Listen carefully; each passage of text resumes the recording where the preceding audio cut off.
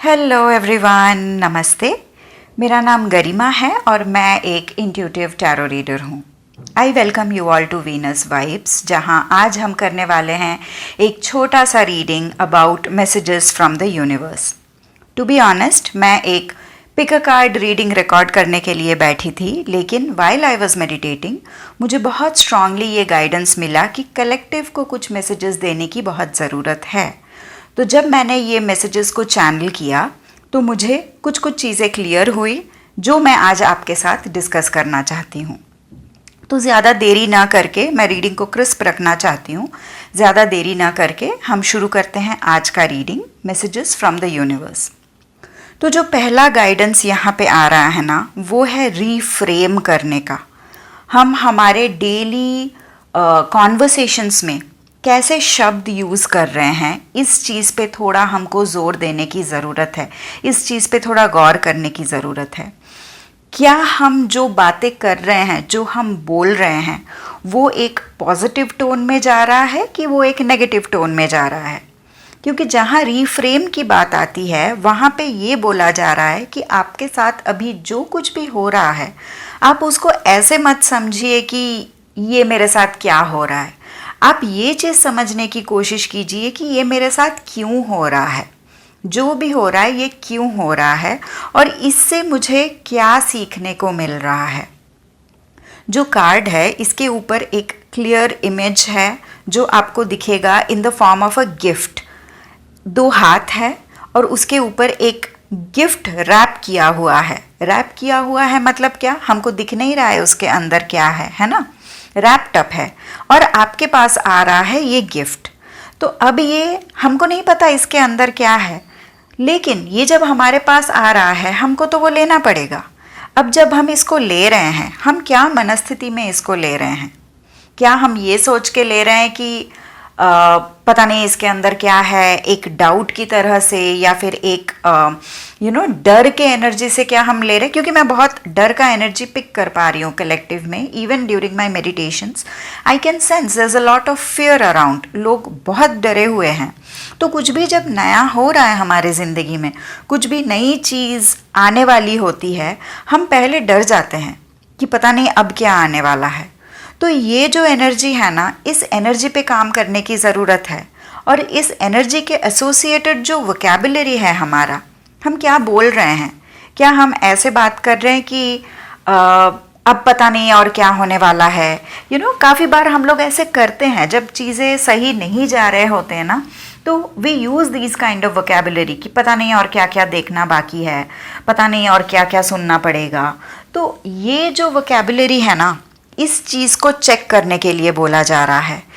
Universe ये चाहते हैं कि आप इस चीज़ को रीफ्रेम करके ऐसे बोलिए कि अच्छा, अगर ये हो रहा है तो इसका मतलब इसमें मेरे लिए कुछ तो लेसन ज़रूर छुपा हुआ है। तो जब हम एक स्टूडेंट एनर्जी में आते हैं ना कि इससे हमें क्या सीखने को मिल रहा है, तो क्या होता है, वो सिचुएशन का जो वेटेज है वो हमारे लाइफ में बढ़ जाता है। जो एक एनर्जी होती है कि जो भी हो रहा है, जैसे भी हो रहा है, होने दो, एक बार निकल जाएगा, फिर देखा जाएगा। और एक होता है जब कुछ हो रहा है हमारे साथ, उस चीज़ को थोड़ा जांच परख के देखना कि ये जो हो रहा है ये क्यों हो रहा है, या फिर ये क्या हो रहा है, इसके लिए मैं कैसे रिएक्ट कर रहा हूँ, क्या मेरा रिएक्शन सही है, क्या मैं ओवर रिएक्ट कर रहा हूँ। तो ये सारे क्वेश्चंस पूछने की ज़रूरत है और अपना वोकैबुलरी को चेंज करके थोड़ा पॉजिटिव में लेके आना है। हमको ऐसे सोचना है कि ये जो संसार है ये हमारे लिए एक यूनिवर्सिटी है जहाँ पे हम चीज़ें सीखने आए हैं। तो एक एक जो रैप्ड अप चीज़ें हमारे लिए आ रहे हैं, जब वो हम खोलेंगे, उसमें क्या है जब हम देखेंगे, हमारा मनस्थिति डिसाइड करेगा कि हम उस चीज़ को कैसे एक्सेप्ट करेंगे, एक्सेप्ट कर भी पाएंगे कि नहीं। क्योंकि ज़रूरी नहीं है कि हर रैप्ड अप बॉक्स के अंदर आपका पसंदीदार कुछ चीज़ हो सकता है आपने रैपर हटाया और उसमें से जो निकला वो आपको पसंद ही नहीं आया, लेकिन जब वो आपके पास आया है तो आपको ग्रहण तो करना ही पड़ेगा। और जब ग्रहण करेंगे तो उसके साथ आप डील भी कैसे करेंगे, ये भी आपके ऊपर ही है।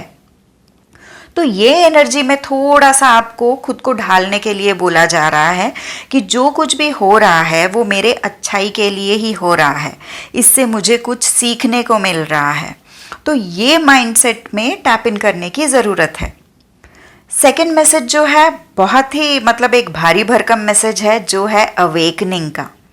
इसमें ना एक स्ट्रेट एंड सिंपल जो हम इस कार्ड से जो एक सिंपल मैसेज हम ले सकते हैं वो है डिवाइन सरेंडर का।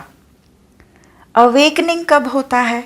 जब हमारे साथ कुछ हुआ, उसको हमने सही तरीके से एक्सेप्ट किया, उसका जो when you read between the lines and understand कि जो हो रहा है वो क्यों हो रहा है, जो हो रहा है वो क्यों हुआ, इससे मुझे क्या सीखने को मिला। जब हम ये लेसन्स ले लेते हैं ना, तभी हमारा अवेकनिंग होता है, तभी हमको वो आहा मोमेंट मिलता है कि अच्छा तो ये रीज़न था जिसके वजह से मेरे साथ ये हुआ। लेकिन ये कब होगा? ये हम खुद से नहीं कर सकते। ये हम तब कर सकते हैं जब हम डिवाइन के प्रति खुद को सरेंडर कर दे कि भगवान जो भी मेरे साथ हो रहा है ये आपका दिया हुआ है, मैं इसको वैसे ही एक्सेप्ट करता हूँ और मैं इसको हैंडल भी करूँगा अपने तरह से। लेकिन जब मैं ये करूँगा तब मेरे साथ आप दीजिएगा, तब मुझे इसको हैंडल करने के लिए जो मैच्योरिटी की ज़रूरत पड़ेगी, जो पेशेंस की ज़रूरत पड़ेगी, जो शक्ति की ज़रूरत पड़ेगी, ये आप मुझे प्रदान करें। इसके लिए आप मुझे सक्षम बनाएं ताकि मेरे ज़िंदगी में जो भी हो रहा है मैं उन चीज़ों को सही तरीके से एक्सेप्ट करूं और उन चीज़ों से जो भी लेसन मिलना है मैं उन चीज़ों को भी सीखूं। यहाँ पे काफ़ी लोगों के लाइफ में मुझे बहुत ज़्यादा टर्मोइल दिख रहा है। आप में से किसी किसी के पर्सनल लाइफ में बहुत इश्यूज़ आ गए होंगे या फिर आपके प्रोफेशनल लाइफ में बहुत इश्यूज़ आ गए होंगे। जैसे आप एक्सपेक्ट कर रहे थे चीज़ें वैसे नहीं हो रहा है, बहुत अलग अलग हो रहा है। और काफ़ी लोग काफ़ी कंफ्यूज्ड भी मुझे दिख रहे हैं यहाँ पे, जिनको शायद सिचुएशन को उतना समझना पॉसिबल नहीं हो पा रहा है।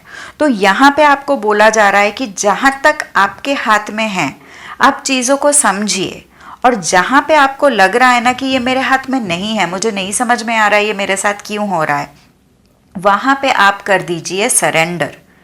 जब आप सरेंडर करेंगे और अपने आप को ऐसे डिक्लेयर करेंगे कि भगवान आप जैसे बोलेंगे मैं वैसे करूँगा, या आपका जो इच्छा है मैं वही पूरा करूँगा, ये वाला अगर माइंडसेट आप लाएंगे ना, तो तब आप ना एक थर्ड पर्सपेक्टिव से देखेंगे। You will not be the victim. आपको ऐसा नहीं लगेगा कि मेरे ही साथ क्यों हो रहा है, मेरा ही किस्मत खराब है, ये सब आपको नहीं लगेगा। आपको ऐसा लगेगा कि अच्छा ये जब हो रहा है इसका मतलब भगवान ने जब मुझे दिया है तो भगवान ने कुछ समझ के ही दिया होगा। आप किसी भी रूप में, यहाँ पे कृष्ण भगवान का एनर्जी है जो लॉर्ड विष्णु के अवतार हैं, जो हमारे इधर जो सृष्टि को चलाते हैं, है ना, तो इनका किया धरा सब कुछ है ऐसा बोला जा रहा है। लेकिन ज़रूरी नहीं है कि ये आपके लिए कृष्ण भगवान ही हो। आप जिस किसी भी रूप में अपने ईश्वर की पूजा करते हैं आप उस हिसाब से इस रीडिंग को एसोसिएट कर सकते हैं। आपके भगवान आपको ये सिचुएशन जब दे रहे हैं ना, तो आपका ये फ़र्ज़ बनता है कि आप उसको एक्सेप्ट करें और आप उनको सरेंडर करें कि भगवान मैं एक्सेप्ट तो कर रहा हूँ, लेकिन मैं अपने आप को आपको सरेंडर कर रहा हूँ कि इसको हैंडल करने के लिए मुझे जो भी ताकत चाहिए आप वो मुझे प्रदान करें। ये एक एनर्जी में आपको आने की बहुत ज़रूरत है। अवेकनिंग बहुत केओटिक होता है, अवेकनिंग बहुत डिफ़िकल्ट होता है, क्योंकि आपका एक बिलीफ सिस्टम ब्रेक होता है, एक और नया चीज़ आपको दिखता है, फिर वो नए चीज़ में आपको अपने आप को ढालना पड़ता है। तो अगेन ट्रांसफॉर्मेशन का भी एनर्जी ये है। और जहाँ आप देखेंगे ये तीनों कार्ड ग्रीन कलर में आए हैं, तो मुझे ना बहुत ज़्यादा हार्ट चक्रा हीलिंग का भी यहाँ पे दिख रहा है। और हीलिंग मतलब इट्स नॉट जस्ट कुछ अच्छा हो गया और आप हील हो गए, कुछ टूट के फिर हील होना। कुछ चीज़ें टूटेंगे, कुछ चीज़ें खराब हो जाएंगे, डिस्ट्रॉय हो जाएंगे, उसके बाद से नए सिरे से आप अपने आप को हील करेंगे। ऐसा एनर्जी मुझे यहाँ पे दिख रहा है। और एक सपोर्ट जो भगवान आपको दे रहे हैं वो है डिवाइन लव के तरह से। आप अगर इस मैसेज को भी देखेंगे तो ये मैसेज भी आपको वहीं बताता है कि आप सब कुछ डिवाइन को ऑफर कर दीजिए और खुद डिटैच होके रहिए। आप ऐसे सोचिए कि ये मुझे एक टास्क मिला है, ये टास्क मैं अपने तरह से बेस्ट दे के करूँगा, उसके बाद इसके रिज़ल्ट के बारे में मैं नहीं सोचूंगा, या फिर उसके बाद भगवान को मेरे लिए जो रिज़ल्ट सही लगे वो मुझे दे दे, मुझे वो मंजूर है। काफ़ी सारा बटरफ्लाई का एनर्जी है, विंग्स का एनर्जी है। एक ह्यूमन बॉडी में विंग्स होते नहीं हैं, लेकिन अगर आप डिवाइन लव वाला कार्ड देखेंगे तो ह्यूमन बॉडी में विंग्स आ रहा है, जिसका मतलब ये एक लेवल अप का भी एनर्जी है। यहाँ पे एक बहुत बड़ा ट्रांसफॉर्मेशन दिख रहा है। तो ये पूरा जो भी आपका सिचुएशन हो रहा है, ये आपको एक स्तर से दूसरे स्तर पे लेके जाने के लिए ही किया जा रहा है। तो जहाँ पे भी हम अवेकनिंग की बात करते हैं, वहाँ पे ऑटोमेटिकली एनलाइटनमेंट या फिर लेवल अप, ये सारे शब्द ऑटोमेटिकली आ ही जाते हैं। तो आपके लिए क्या है, डिवाइन लव ज़रूरी है। अभी आप भगवान के ऊपर भरोसा रखिए, आप अपने आप को उनको सरेंडर करके दीजिए। अगर आप भगवान को नहीं मानते हैं, अगर आपका बिलीफ सिस्टम थोड़ा अलग है, आप किसी भी हायर पावर को सरेंडर कर सकते हैं, आप यूनिवर्स को सरेंडर कर सकते हैं। आप जो एक यूनिवर्सल लाइट जहाँ से पूरा सृष्टि आया है, आप उस चीज़ को भी अपने आप को सरेंडर कर सकते हैं। The idea is surrendering to any higher power you believe in. तो ये चीज़ ना आपको, ये जो आपका केओस आ रहा है ना, इस चीज़ में आपको क्रॉस थ्रू करने के लिए हेल्प करेगा।